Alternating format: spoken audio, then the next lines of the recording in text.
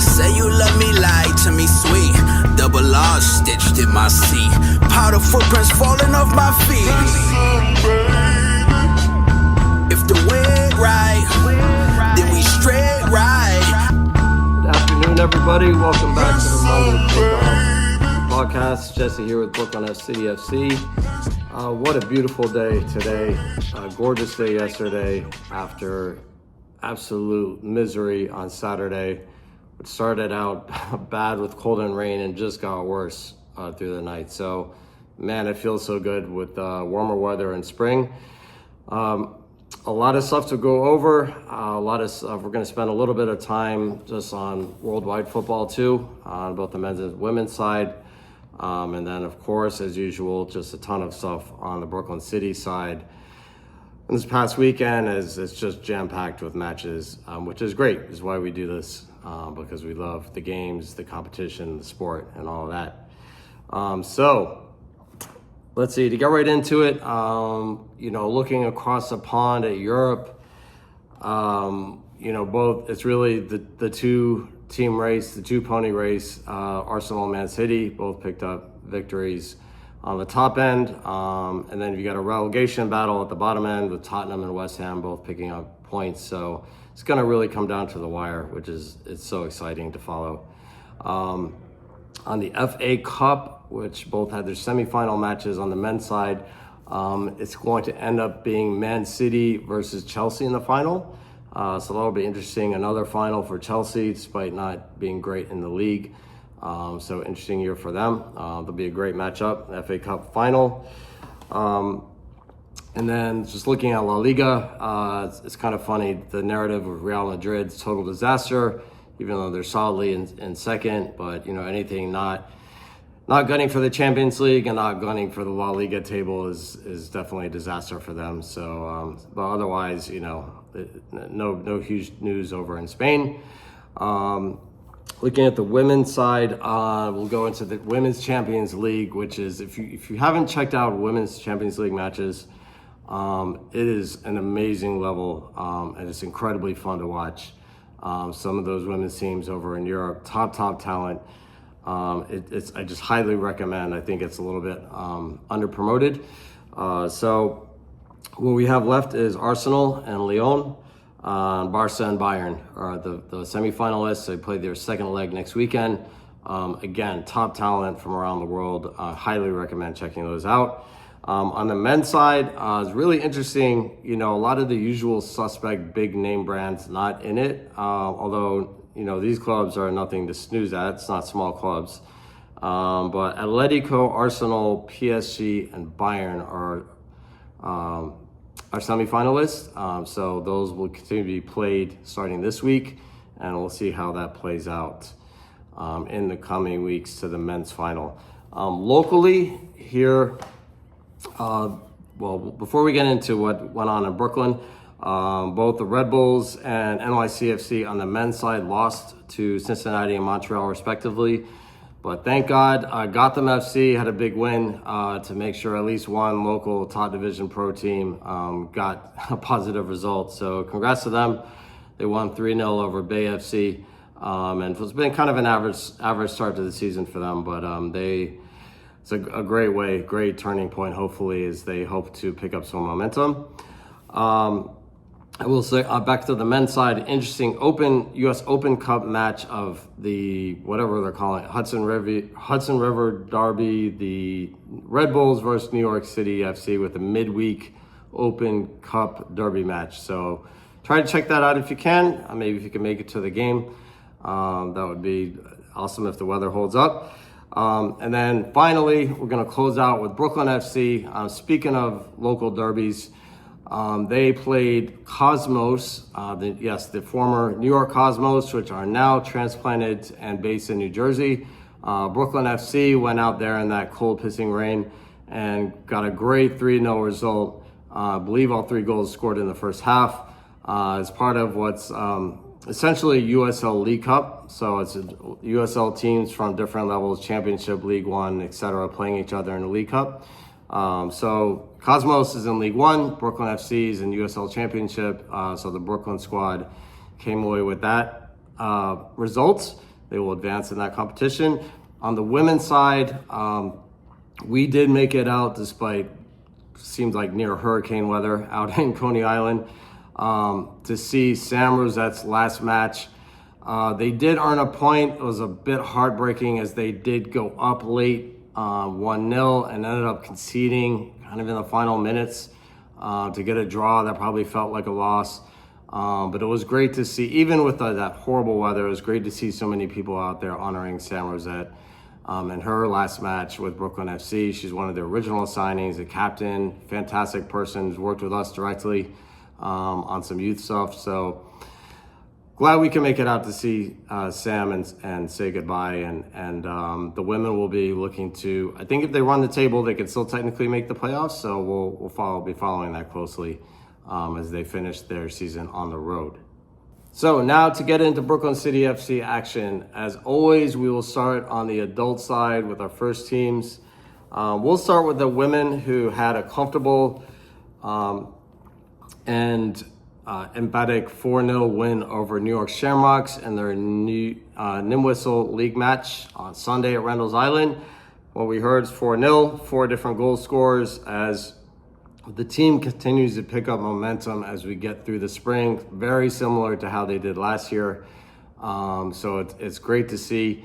It may be a little late for them to bump too far up the table at this point, but they are definitely looking very strong as we have a league match. They have a league match next weekend versus Beyond FC Blue, and then a State Cup final in a couple weeks versus Manhattan FC. So big month ahead for the women's team, the Nimwhistle squad, and good stuff by them and Coach Amy.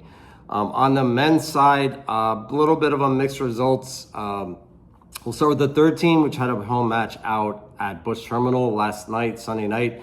Went down 1-0 the first half, but fought back and earned a 3-3 draw. So as we've been saying, the third team kind of started off the year a little rough as it's a brand new team, but really showing a lot more quality, getting results, or even when we don't get a result, it's really by a goal or by slim margin. So it's great to see them continue to make progress, and props to them. The second team and the first team, unfortunately, fell to New York's Finest FC, which is the NYPD soccer club teams. Played out in Randall's. I know the guys are pretty disappointed in both cases. As a game, not that we expected to get a result, but felt that we could have. And especially the first team, which are gunning for a promotion playoff spot, which it looks like they still may get if we get results in our final 2 games. I think yesterday was a bit frustrating for all of them, but we'll look ahead.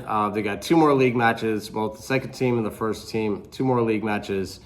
And as I said, with the first team, it does look like if we get 3 points in each of those matches, we will most likely earn that promotion playoff spot. So it's really due to the work and the results they've gotten all year. It's been a very solid year for them. And, as I mentioned last week, what's unique with us is we're gunning for this promotion spot. At the same time, we're preparing for a huge semi-pro season in the League for Clubs. So it's a unique time of year for us, for the club, but really exciting with so much football and matches played across the board. To get into the youth side, as usual, jam-packed weekend of league matches.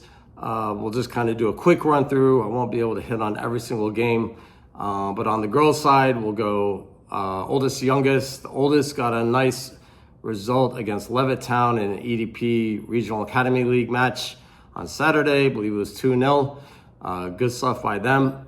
Definitely having a decent start to the season in EDP. The 2011 girls fell to JP Soccer, which is a Joe Palumbo Soccer Academy, upstate. Working our way through the ages, we had our 2012s out at Pier 5 on Sunday versus Brooklyn Forest. Fell 1-0 on a late first half goal. From what we hear, though, it was a great performance by our girls. Extremely competitive against a good team. Continue to go down through our list. The U12 girls had a match early Saturday morning out in Randalls. Fell to Success Academy. That's our G14-15 blue team.